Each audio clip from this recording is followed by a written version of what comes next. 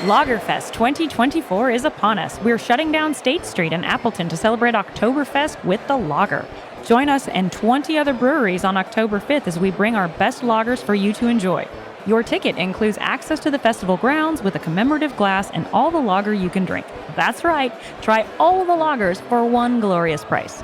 We've also got games, live music, and 2 great food trucks. For more info and to buy your Lagerfest tickets, visit mcfleshmans.com/Lagerfest. Link in the show notes.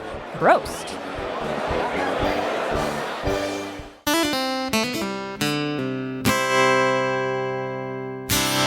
Hi, everyone. This is another episode of Respecting the Beer. I am not Gary Arndt, who is sleeping in today, and so I am going to take over for him. I am Allison McCoy, and with me, as always, is the infamously amazing Bobby Fleshman. That's right, folks. Middle name, Lindale. Fun story on that one. 2 middle names. 2 middle names. Hi, Bobby. Actually, that's not really a fun story. His parents' middle names are Lynn and Dale, and they combined them. Cool. Anyway, so I am going to pretend to be host today and ask Bobby a bunch of questions in this gorgeous weather season outside. It's crisp fall weather starting, and it's a wonderful harvest time. So we thought it'd be really fun to talk about how harvest is a time of year that changes our daily rituals when it comes to the brewery. We have a whole bunch of new ingredients coming in, and just hectic nature things happen around harvest time. Bobby, take it away. So first off, we're releasing Oktoberfest. We have been releasing Oktoberfest the last few weeks, and that's the biggest seasonal we do. But what's ridiculous about Oktoberfest is that we start brewing that in like May or June, because it has to lager, so it's like 6 weeks of lagering. Right, and if we had infinite space to store it, we'd start in March. That's how it's traditionally done, but we're limited on the professional scale. But yeah, we're releasing a ton of that. It's 20% of our entire annual production. So it really shuts us down. Folks love Oktoberfest. And when you say shut us down, though, basically you mean that there's just beer sitting in the tanks, and so we can't make other beer in the tanks. It means it log jams. It doesn't mean everything. that we lock the doors. Oh, it's Oktoberfest time, lock the doors. Quite the opposite, yeah. But we also make a fest beer, which is like a more modern example of Oktoberfest, like you'll find in Munich. So both of those beers are popular. They signal the beginning of fall when they're released. Mm-hmm. And as soon as we get tank space, we start thinking about what to make next. I mean, we've been thinking about that for quite a while, but we're forced to think about such things as cider. We make our own cider, apple cider. And Thay's Orchard in Luxembourg is our primary source for apples. They do all the pressing. We take the juice. Jim and Judy Tay are amazing. We've been friends with them for several years now. It's really, it's like a 6 apple blend that we do with them. The apples are ready when they're ready, and we can't really wait on that. So we have to start fermenting those as soon as they are pressed. Okay, so you're just making this boring. I'm going to jump in. So one of the fun parts about harvest time is that we have no idea. I mean, we know about the month range and when these apples are going to be ready. But we'll get a text from Judy, and she's like, we're pressing the apples this weekend. And so we have to scramble and figure out, okay, who's going to drive out there, take the bit. We have this large, 250 gallon? 270. We might get a text from her while we record. Oh my God, that's hysterical. I know any day now she's going to be calling us. Yeah. And the worst case scenario, she calls us, and it's they're pressing during our Lagerfest celebration, which is the first weekend in October. We always hope it's a little before that, but depending on the season, I mean, we are kind of victims of the harvest. We have to, adapt and go as soon as the apples are ready. But she'll text us, and we have this huge, again, 270 gallon thing. Right. We put it in the back of a truck. Actually, we borrow Appleton Beer Factory's truck because our truck's too small. We take it out there, and they fill it up. And then driving back, we typically drive back during a Packers game. I don't know how it always happens, but we get stuck in traffic with the Packers traffic. Driving with 250 gallons of apple juice in your back of your truck is not an easy feat. Inertia. Oh my gosh. It's like waves. It's like one of those, y'all remember in the 80s, those wave beds where the bed was like the water bed thing? That's what it kind of feels like when you're driving the truck when you've got that much cider in the back. Anyway, I digress. It is, yeah. It's a lot of liquid. But as soon as we get it back here, we start fermenting it, adding yeast to it, and letting it go. And Unless, remember that one time, I'm not going to name names, but someone forgot to put the packet of the stabilizer in it, and we lost, was it 200 gallons? Do you remember that? I don't remember that. Oh, am I lying? Wild fermented apple cider. Yeah, we have to we basically put some compounds in there to stop any bugs that shouldn't be in there from growing and doing any sort of like spontaneous fermentation. Yeah, and that's not necessarily a bad thing. This is done in, as far as I understand it, winemaking, that the yeast on the skin of the grape, it contributes, it if not in partially, then entirely to the fermentation. So I don't think that's entirely abnormal. It's not that strange. It doesn't end up in a product that's that different than what you're aiming to create, because they consume everything. They consume all the sugars. But we do like to have control over which yeast we put in. Mm-hmm. Yeah. And the reason we make apple cider to begin with is because first of all, we wanted to offer something for people who don't like beer and something for people who can't tolerate gluten. We also live in Appleton. And we live in Appleton. There's apples nearby. Yeah. It's not like, was it kumquats or the cider? Is that even a possibility? No, pear is the best, I think. I think pear and apple are the best two to make cider with, but I'm not sure beyond that. Not jumping ahead too far, but you can make pear cider and you can blend that with honey. We'll talk about that in a second. That's called a sizer, right? Yeah. Well, even apple cider blended with honey is a sizer. But yeah, it's a subcategory of a subcategory. Yeah. Anyway, but why did we choose cider to begin with? Well, it's on brand for us. We're trying to do something very English because we're an English pub in a lot of respects when you see what we do here.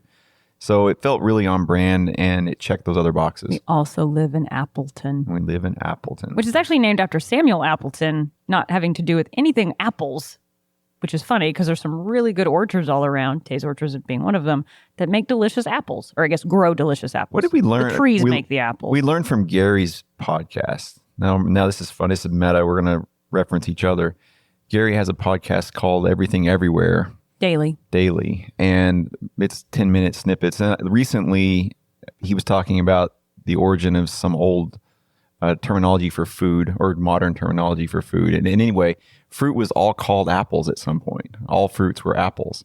So only in the last, whatever it was, 100 years did they start to break off and call fruit by their individual names. I would say I'm very happy to live in Appleton as opposed to Fruitton. That doesn't sound as fun.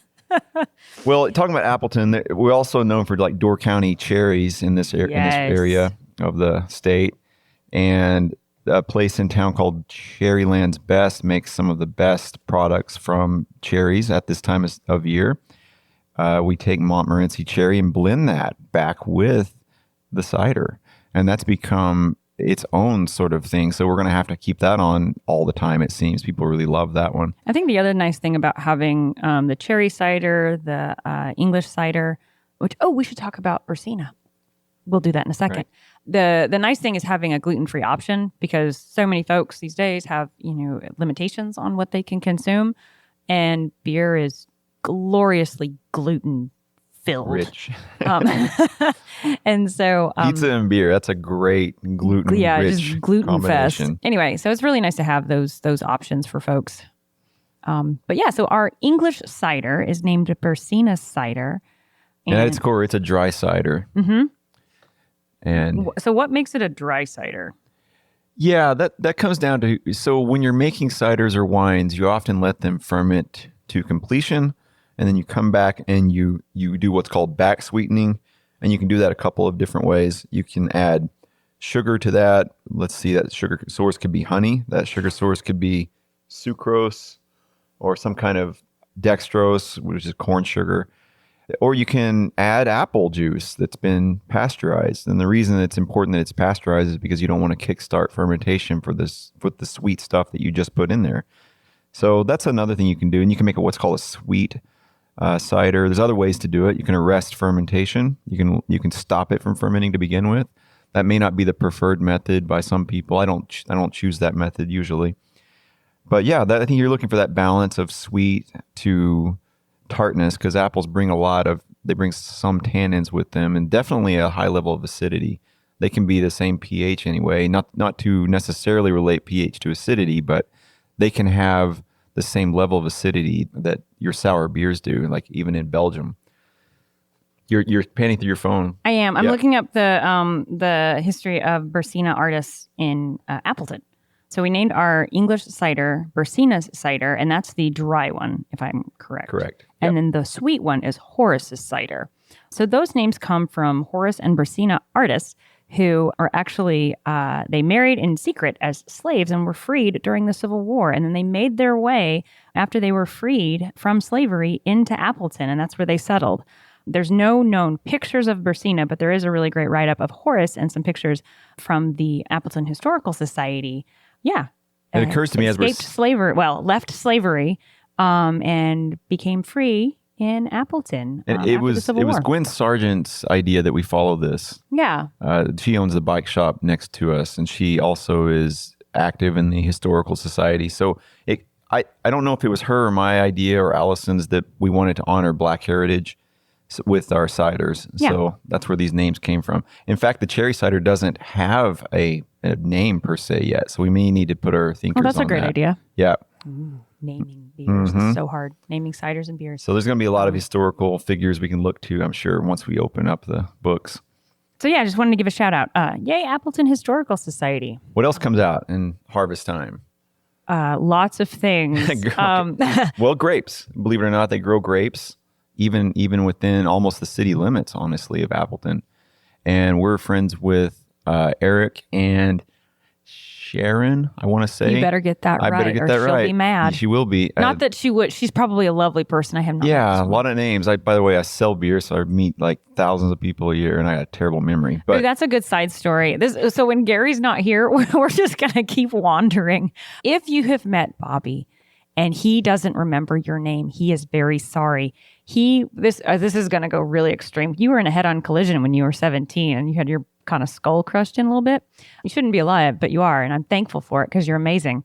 Anyone ever seen Robot Chicken? I feel like we're on an episode of Robot Chicken right now. But anyway, so names are one of the things that he's actually not very good at. So after he'll meet you, he'll immediately like put your name in his phone. And like he has this really long list of all the people he's met. And he's getting better at it. But I'm so proud because he tries so hard. He knows who you are if you've met him. He just doesn't necessarily remember your name. Apart from my face blindness or whatever this is, I was going to say that Eric and Sharon grow Marquette grapes in Appleton. They grow Edelweiss, which are white wine grapes, in Appleton. And we became friends with them a few years ago through a collaboration at the Appleton Beer Factory. It's been 10 years now. And I circle back to their grapes once in a while, well, every year actually, and we ferment them out. We haven't yet released them as a wine on their own, but what we do is we make a wine that we then blend with one of our beers that's really popular. So when you blend a wine and a beer, what fancy name is that called? Oh, that's a good question. I'm not sure there is a name for that yet. Beer, what's a braggot? A braggot is when you are blending mead and beer. Yeah. Okay. Yeah. So wine that's a good, and beer. I think wine and beer is so new as far as the blending game Google goes. might just say, just don't. The AI will make something up. It'll hallucinate an answer for you. But yeah, so we blend that back in with our Brut IPA, which is called Ultima. And if you guys don't know what a Brut is basically a pale ale. We call it an IPA, but it's not nearly as bitter as you would expect. And what you do is you ferment it completely out. And you do that by way of using enzymes that break down all the sugars so that yeast can consume all the sweetness out of it. And that makes a really nice palate to blend with wine. Is the Brut IPA? Yeah. Mm-hmm. So we make what we call Ultima as our base, and then we add the Marquette wine to it, and we have Ultima Rosé. And then we'll add the Edelweiss grapes to it and make what's called our Ultima Blanc. One of the fun things about it is that folks who claim that they do not do beer, they're like, nope, I am a wine drinker. I do not like beer. And we're like, well, would you consider this beer wine hybrid? Which is, I guess, is what we would call it. And they're like, oh, maybe. And then they taste it and they're like, oh my God, this is amazing. And in addition, they don't believe it's an IPA. Right. Because they've been told they won't like IPAs because they don't like beer. Sidetrack here. Ultima experienced a huge, huge wave of success about 6 or 7 years ago. It was to be the one that would take over all of beer. And it happened. Let's try that again because we've only opened 6 years ago, so not 6 or 7. Now, our beer, Ultima, I mean was Brute. the Brute IPA. Yeah, maybe sorry, I meant to say Brute. Ultima has always done okay. Ultimas are Brutes, not all Brutes are Ultimas. Right, whales and mammals. So we need Gary back. So man, I can't even stay focused. When the cat's away, the mice will play. I have totally lost my train of thought. No. Well, I found something interesting. Yeah. What happens when you combine the best of beer and wine? Well, you get a Vier. Ooh. So the mix between wine and beer is the new drink, says traveltomorrow.com. I don't even know when this was published. Well, she's looking that up. I wanted to make sure we said shaking. Oh, this is 2022. Okay, this is recent. I wanted to say Shaken Rock Vineyard. That's the name of Eric and Sharon's new winery. Ooh. And soon to be tap room. So they get advertisement right now. They're going to open there on the northwest corner of Appleton, and they will have a full. I think their goal is to have spirits and wine and beer and cider and mead. So they're doing a great thing out there. It's a beautiful barn that they're turning into a tap room. Okay, I'm going to pretend to be Gary now. All right, Bobby. So you get these grapes. You get them from the orchard. Wait, they don't come from an orchard. They come from a vineyard. Anyway. And I've been to some fancy country in which I have done whatever vineyard picking of grapes. Again, I'm pretending to be Gary. What then? Do the grapes just show up and you just put them in the beer? What's the process? That's a good question because we're about to get our Marquette grapes. We just got Edelweiss and. Do you stomp on them in a big vat? You could. We don't. Lucy way? Yeah, you could, but you don't. Lucy and Ethel way, I guess. And I think Ethel was there too. You look at those photos over time, and I think, I can't speak to what's going on, but I imagine that they're just relying entirely on the yeast that's on the skin of those grapes. So you get a grape and you see that powder on top. That's just loaded with yeast. So it will dominate the monoculture or whatever that's what you call it. What's the right word? Anyway, the ecosystem of those grapes. And it'll take off. It'll start fermenting all on its own. So people jump in and they'll take their shoes off, which looks really gross, but I'm sure if they're cleaning their feet, blah, blah, blah. That's how they did it then. We don't do it that way now. And what we do now is we have a hydraulic press. So we'll bring the grapes in. They've been de-stemmed. They've been crushed. So they've already, the juice is already leaking out. So we just want to get it all out. So we'll throw it in this 25-gallon container, and behind it is a bladder. That's what it is, a water bladder you fill up with water, and it presses hydraulically all the juice out of the grapes. We collect that, throw it into a fermenter, and then add our yeast of choice. We'll let that ferment out, and at the end of the day, we'll adjust the sweetness and the acidity profile. I'm learning a lot about all the spectrum of acids that are involved in winemaking. I think it helps me. Much acid. It helps me learn how to make better sour beers and maybe beer in general. With thinking about how winemakers actually do a lot of their work on the tail end, on the picking which barrel and then adjusting for all of those factors, acidity and sweetness.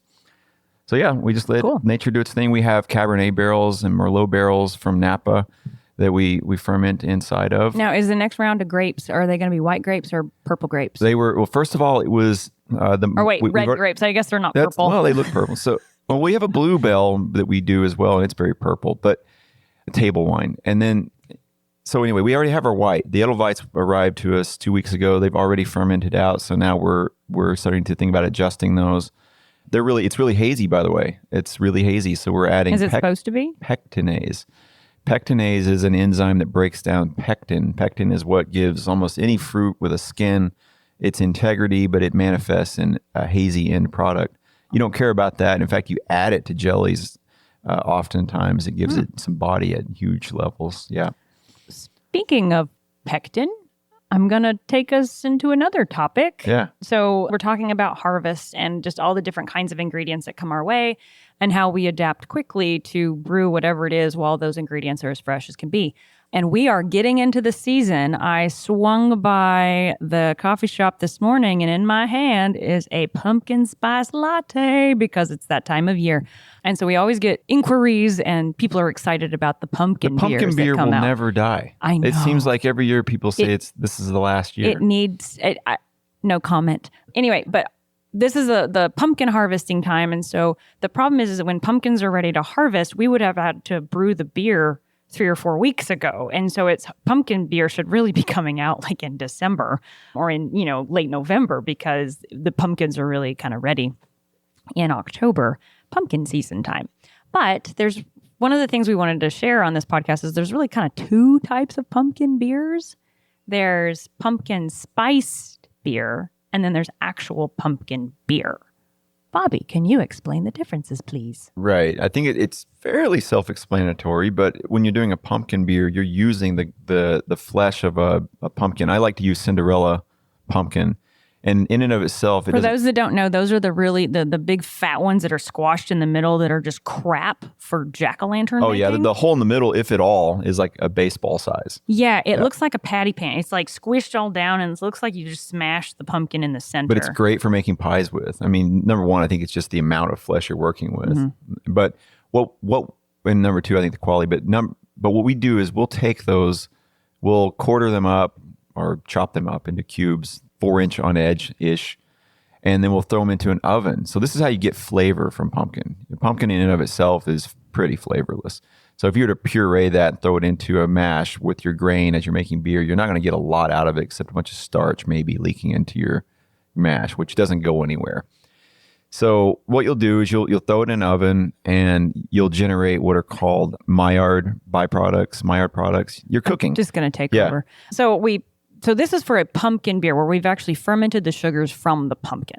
Well, as opposed to pumpkin spice, where you take a beer and you just add the spices that make you think of pumpkin. Yeah, you'll ultimately, once you do this breakdown, you smash it up and you throw it in the mash with the rest of your grain. And believe it or not, you can turn an otherwise yellow beer into an orange one just simply by using pumpkin flesh. It's beautiful. We do one. It's a lot of work to get there, but hashtag beta carotene. It totally works. So one of the things about this is that our recipe was named originally Pain in the Ass Pumpkin because to do a pumpkin beer, what we would do is we would cut up this pumpkin and we took over Appleton Beer Factory's ovens for like 3 days. It was a long time. No, we would take over their kitchen for 4 hours in the morning time, and we would have the flesh finished by the time we were ready to mash in.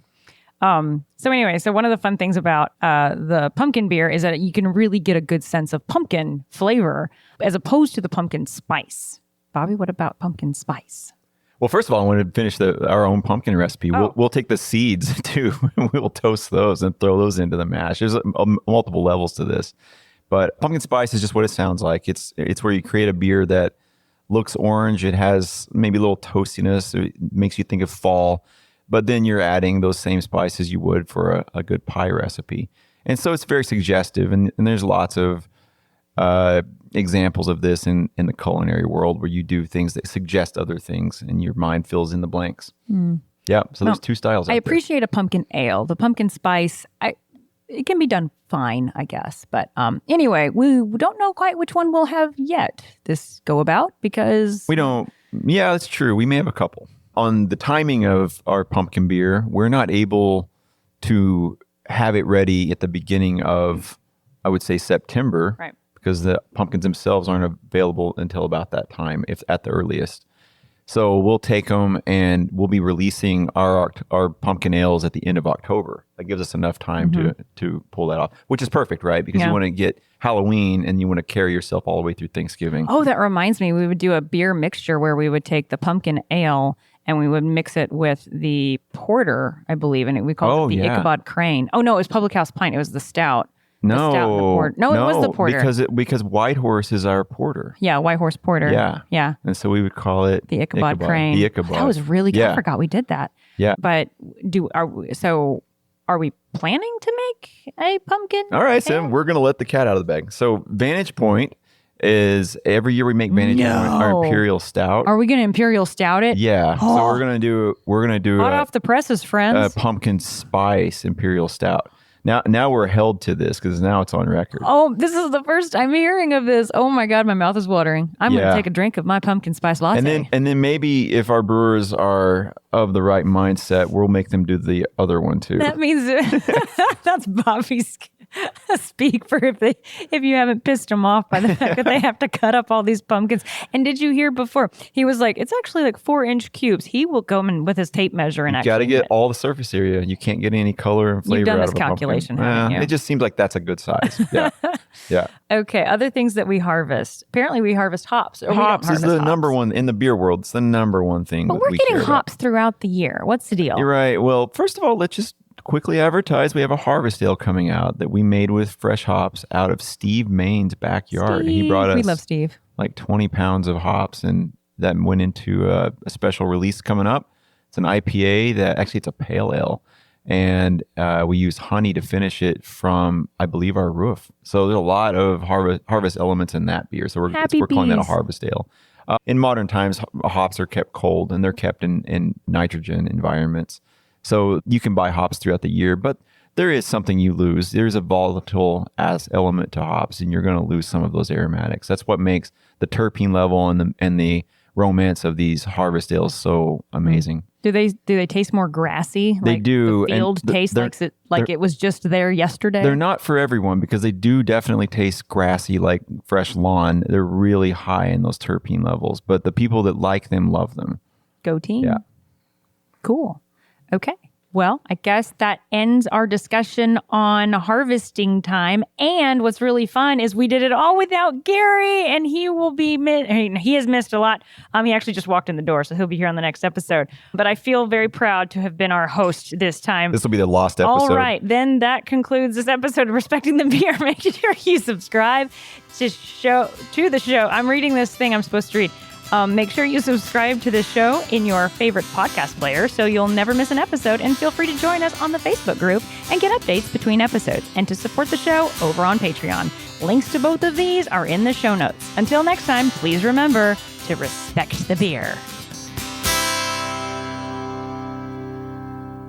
Just the right amount of chaos. It took everything for me not to say party on, Wayne, at the end.